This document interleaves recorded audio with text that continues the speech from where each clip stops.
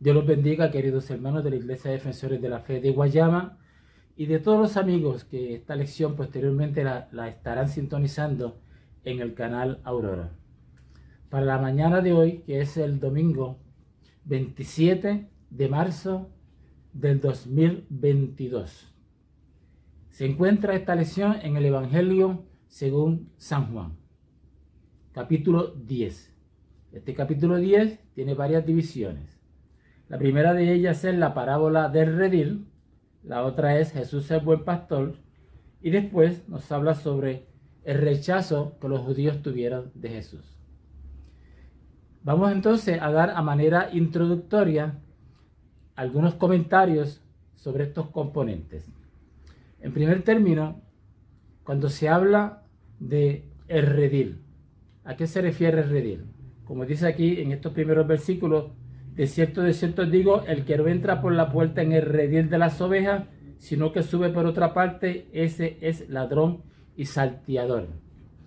El redil era el sitio donde se guardaban o se protegían las ovejas en las horas de la noche, las protegían de los otros animales predadores, claro está. También se conoce como el aprisco. Era un sitio rodeado por todas sus partes, de tal manera que tenía unas paredes, o si no, podrían ser incluso unas cuevas. El asunto es que era un sitio de protección. Y el buen pastor dormía con las ovejas en el redil. Y Jesús dice él que es el buen pastor, una imagen preciosa. Y si nosotros buscamos en la escritura, en el libro de Ezequiel, encontramos que Ezequiel, en uno de los pasajes, se refiere a Jesús como el pastor. El otro componente sobre el que haremos un comentario breve es lo que tiene que ver con la interacción que se da entre los judíos y Jesús. Y en un momento dado, se dice que Jesús entró, y esto es en el versículo 22, celebrase en Jerusalén la fiesta de la dedicación, y era el invierno. Esta fiesta de la dedicación que se menciona aquí es el famoso Hanukkah, que se originó en el año 165 a.C., cuando el pueblo de Israel fue sometido por Antíoco Epífanes de Siria, y profanó el altar del templo haciendo un sacrificio de un cerdo a Zeus. Los judíos obviamente se sentían extremadamente oprimidos y hubo un movimiento de rebelión entre los macabeos. Y esto es lo que se recoge en los dos libros de Macabeos, pero que sí aportan una información histórica muy importante.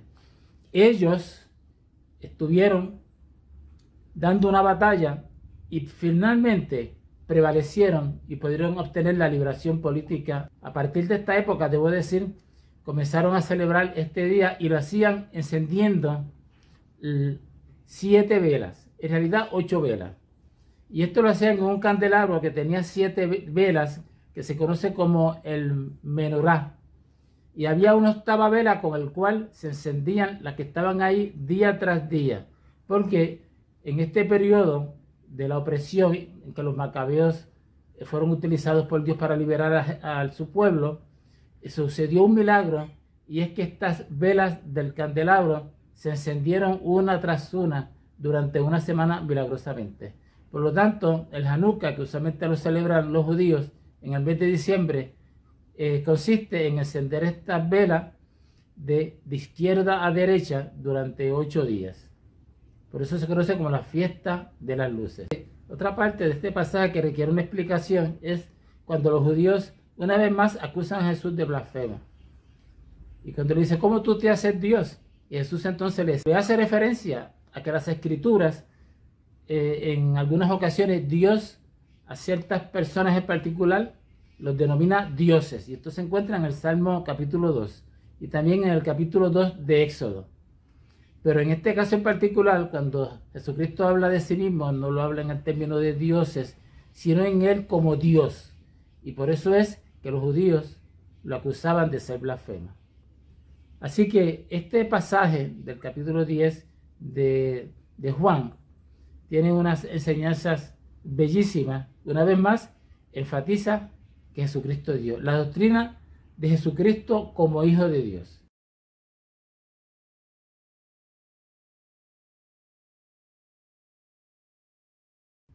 Y Jesucristo tuvo se dio a sí mismo diferentes nombres y los aceptó, como por ejemplo el buen pastor. Dice, yo soy el buen pastor.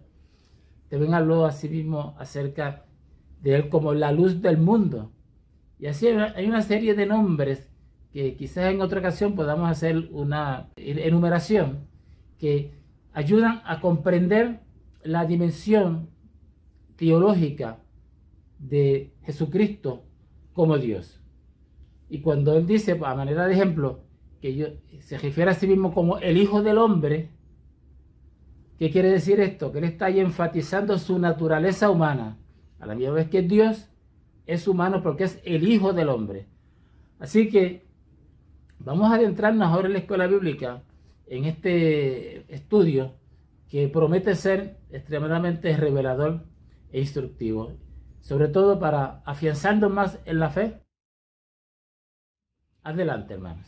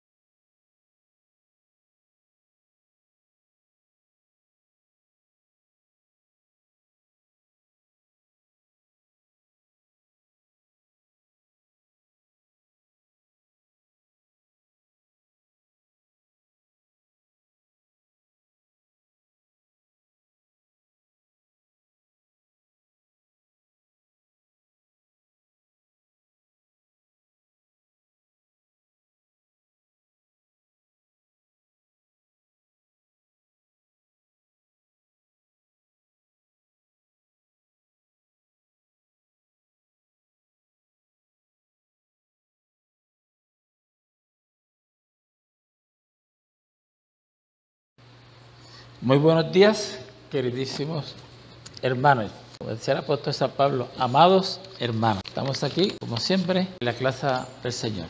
Yo siempre apunto esta fecha, las fechas en que damos las lecciones, cuidadosamente, porque estas lecciones las dejamos en internet y es posible que de aquí a 100 años alguien esté buscando una información histórica para saber cómo era que nosotros estudiábamos la Biblia y cómo adorábamos al Señor. Ahí la van a encontrar. Y al cabo de los siglos y de los siglos, no sé cuántos o cuántos menos, pero estaremos todos reunidos y hablaremos de todas estas cosas hermosas que suceden en nuestras vidas, como es, por ejemplo, el estudio de la palabra de Dios. Yo creo que esto es algo maravilloso, de los placeres más grandes de la vida, estudiar la palabra de Dios. Yo observo cómo los hermanos aquí se llenan de gozo, de alegría, de satisfacción, de poder profundizar los elementos de esta revelación divina.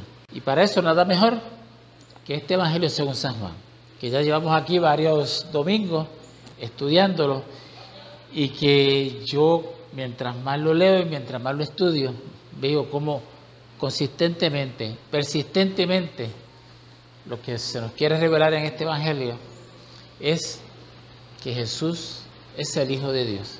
Punto, no es más nada.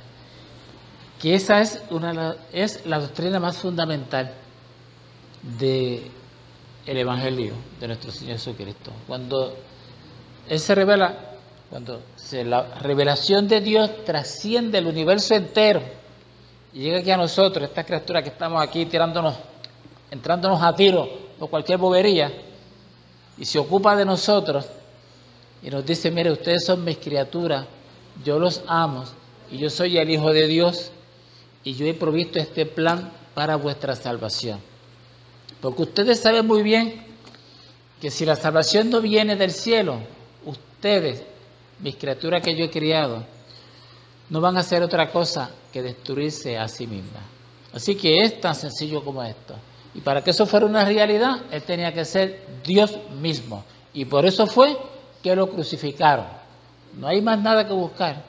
La razón por la cual crucificaron al Señor Jesucristo fue que lo consideraron blasfemo.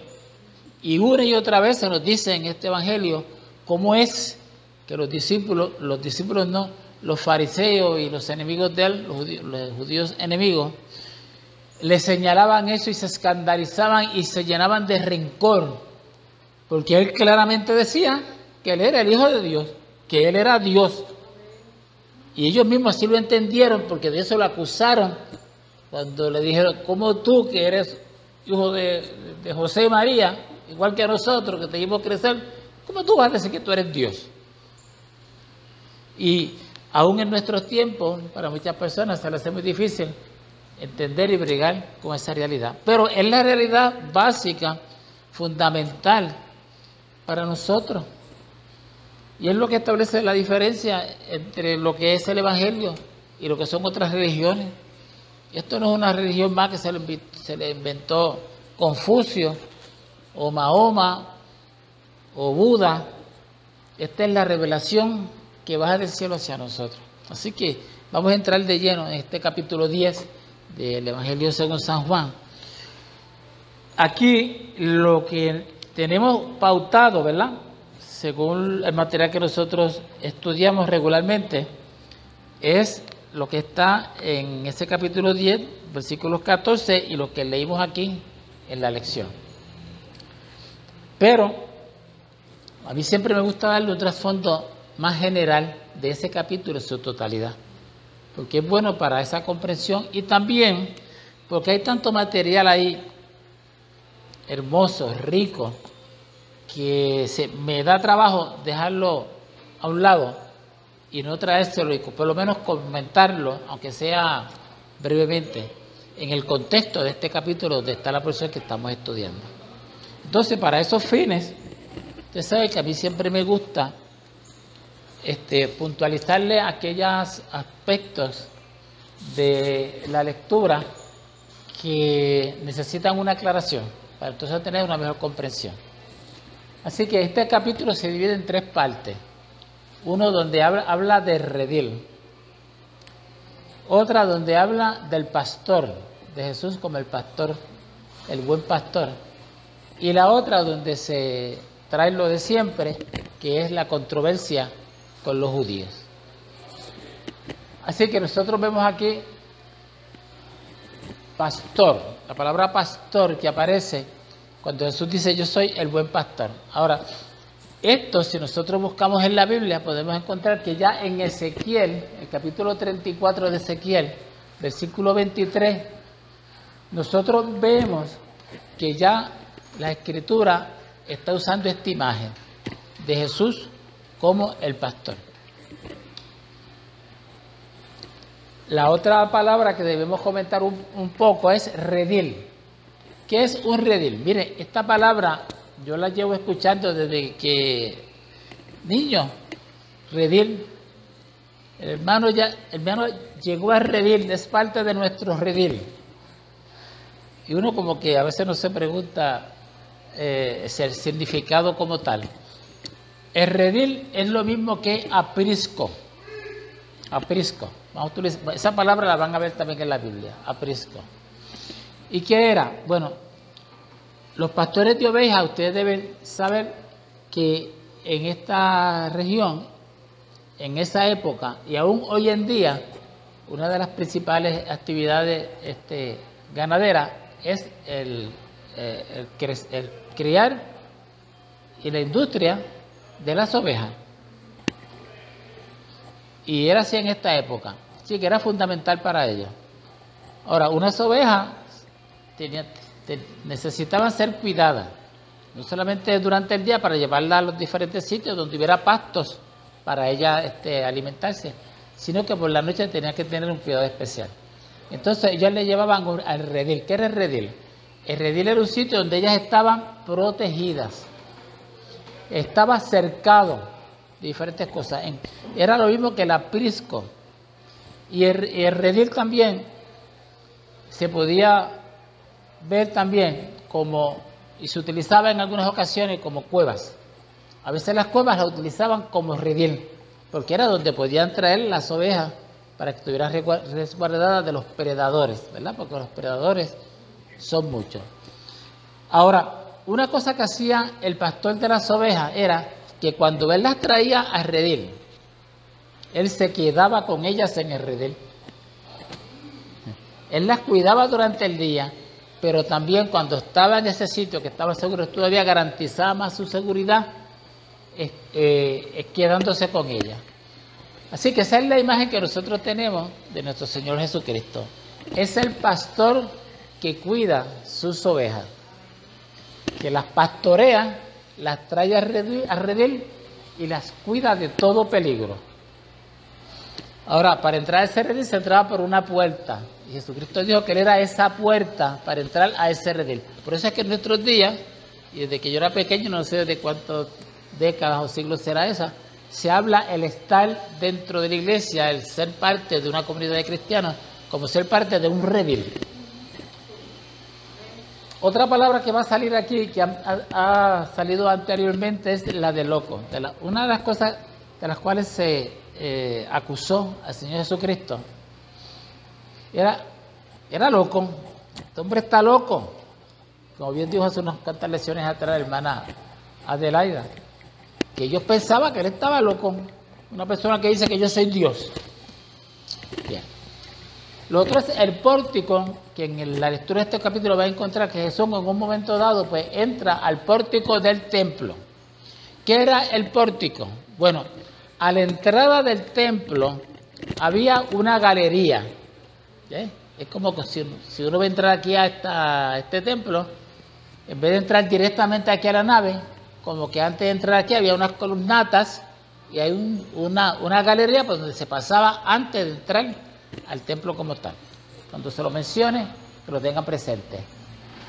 Entonces, cuando él habla de él como el buen pastor y se compara con los falsos pastores, porque el buen pastor hace todo esto que nosotros hemos mencionado con las ovejas, pero hay otras personas que son pastores, hay pastores que no son buenos pastores, porque quieren las ovejas ¿para qué? solamente para sacarle un bienestar económico. Así que el issue del buen pastor, que era Jesucristo, versus el mal pastor, el que viene para robar, para aprovecharse de las circunstancias, es el issue siempre del dinero versus el amor. El buen pastor ama a sus ovejas.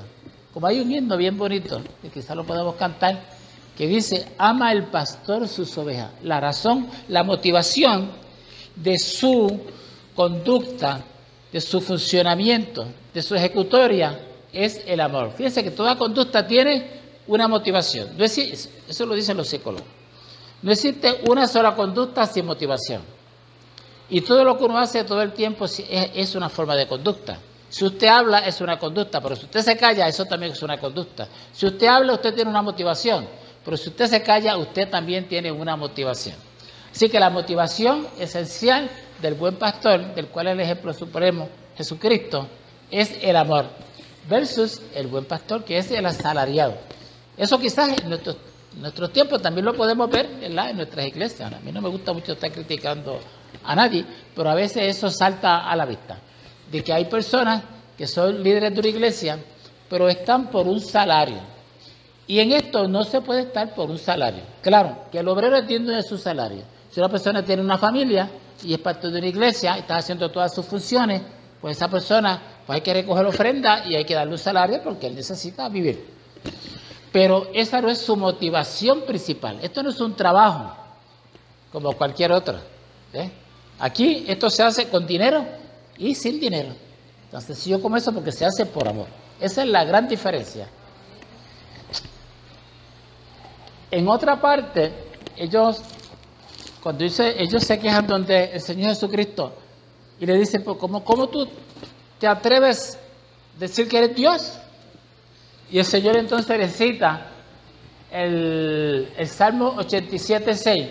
Eso está en el Salmo 87:6 y en Éxodo 2, donde Dios llama a las personas, a los siervos que tenían unas buenas ejecutorias, les llama dioses.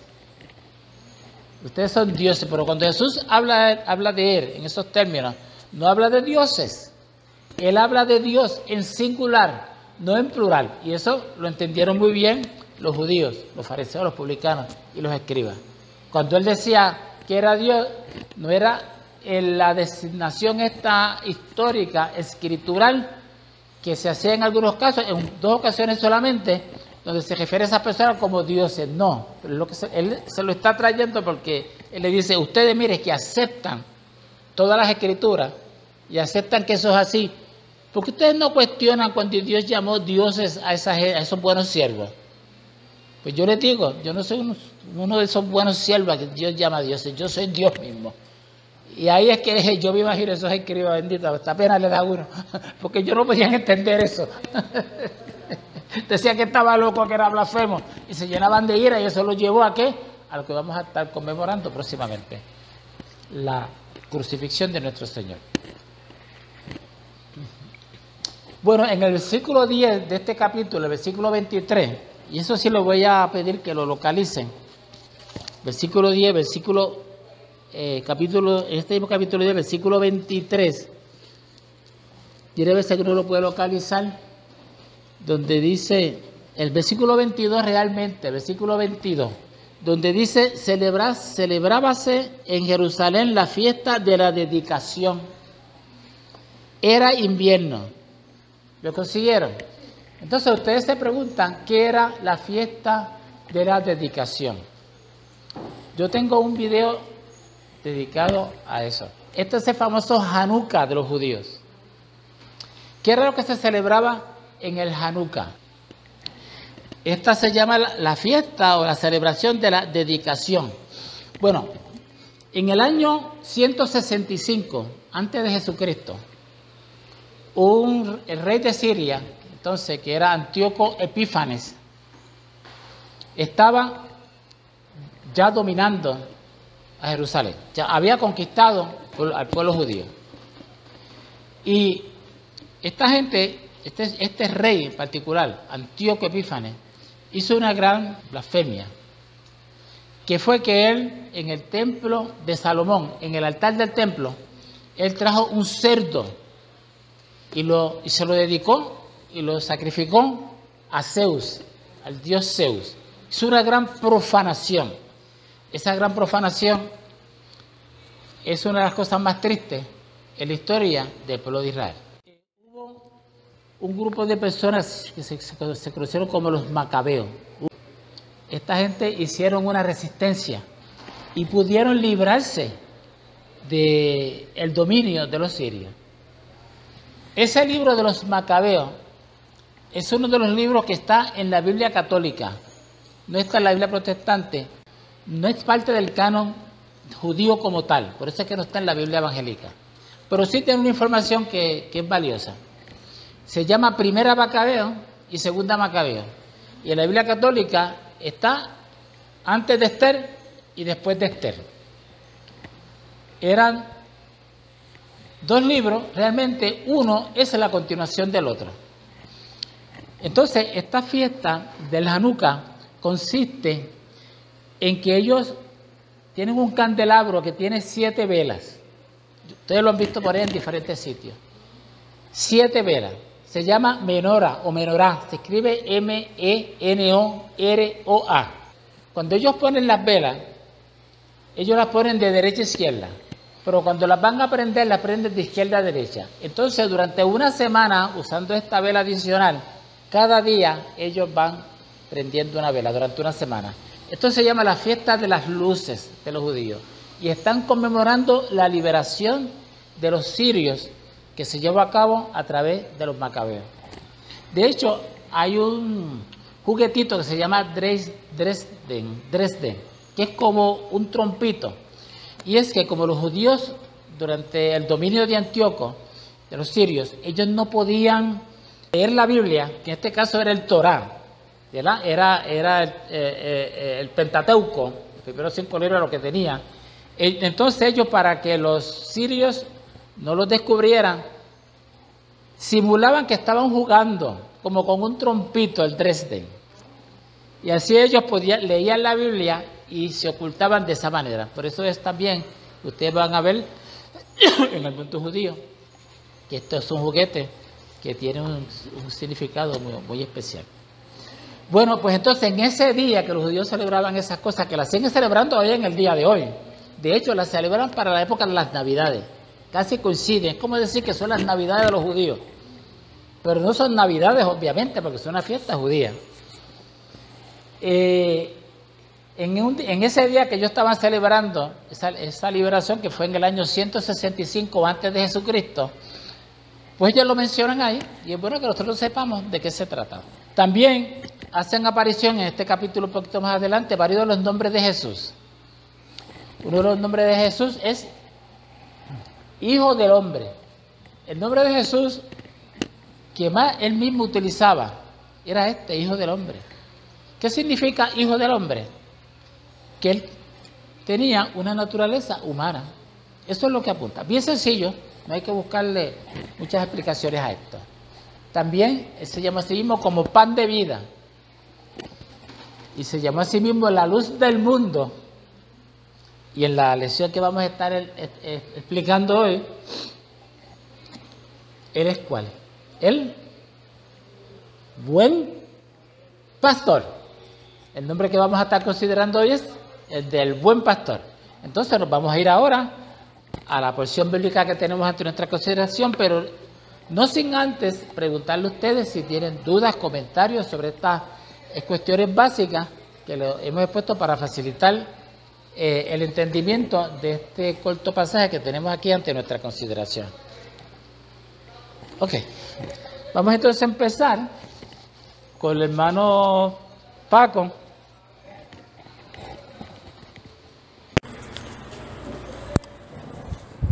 Lee los primeros versículos. 10 al 14. Exacto.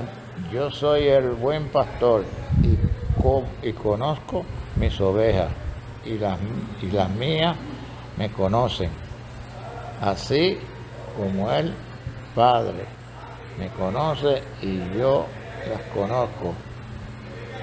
Al Padre pongo mi vida por las ovejas. También tengo otras ovejas que no son de este redil. Aquellas también debo traer y oirán mi voz, y habrá un rebaño de un pastor. Y un pastor. Por eso ama el Padre, porque yo propongo mi vida para volverla a tomar. ¿Qué comentaría usted, hermano Paco, si lo desea hacer ahora, sobre ese pasaje? Bueno, me deja saber de que el Padre se mantenía cuidando sus ovejas. Aparte de esto, pues había otras ovejas.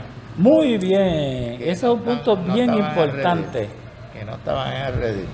¿Y quiénes son esas otras ovejas, hermano Paco? Bueno, para mí, ¿quién? somos nosotros. Nosotros. Esas otras ovejas. Ya desde ese momento se está revelando que ese evangelio de Jesucristo no era para los judíos. Muy bien, vamos a continuar, hermana de la vida. Ok, el 18, ¿verdad? Sí.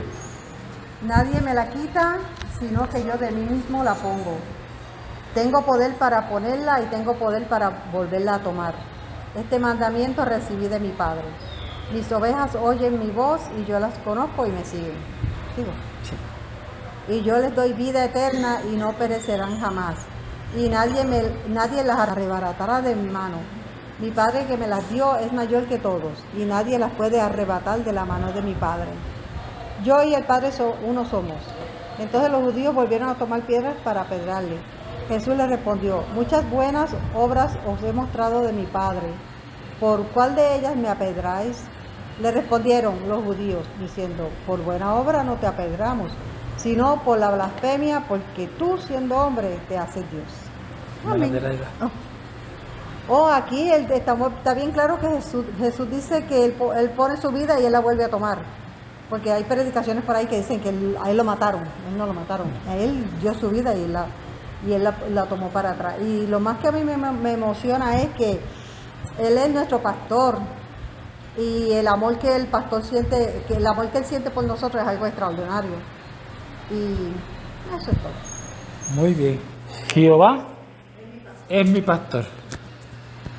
Fíjense que la imagen del pastor tiene un significado bien grande, bien profundo, bien revelador, y es del amor de Dios. Entonces, para que nosotros lo pudiéramos entender, porque a veces los seres humanos no podemos entender ciertas cosas, pues hacía falta que se explicara en unos términos bien concretos, con una comparación. Según ese buen pastor hace eso por las ovejas y lo hace por amor, así Dios hace lo que hace por nosotros, y es por amor. Sentimos ese amor y hemos sido transformados por ese amor. ¿Sí? Y no hay duda ni vacilación en cuanto a qué somos, ni dónde estamos, ni cuál va a ser nuestro futuro. ¿Y qué más se necesita en la vida que eso para seguir adelante? Eso quiere decir que no importa lo que nos pase, las tribulaciones que tengamos, estamos firmes y estamos seguros. Y eso viene de arriba. La seguridad que nosotros tenemos para caminar por este mundo viene de Dios. No es nuestro conocimiento, no es la mucha Biblia que sepamos, no es lo que leamos, no es la educación, no es nada, ningún talento que tengamos. Esa seguridad de la salvación viene de Dios. Por eso aquí la antigua pastora de esta iglesia, una de las cosas que más enfatizaba era la salvación. ¿Usted está seguro de su salvación? Sí, ya. No. Usted está seguro. Esto es una cosa que estamos seguros o no estamos seguros. Como cuando usted va a un tribunal y le dice: ¿usted vio tal cosa? ¿La vio? No, que yo lo sé porque yo estaba. No. Usted tiene que decir: ¿la vio o no la vio? Aquí, con la salvación, ¿usted está seguro o no está seguro? Pero esa seguridad, ¿de dónde viene? Del cielo, de nuestro buen pastor.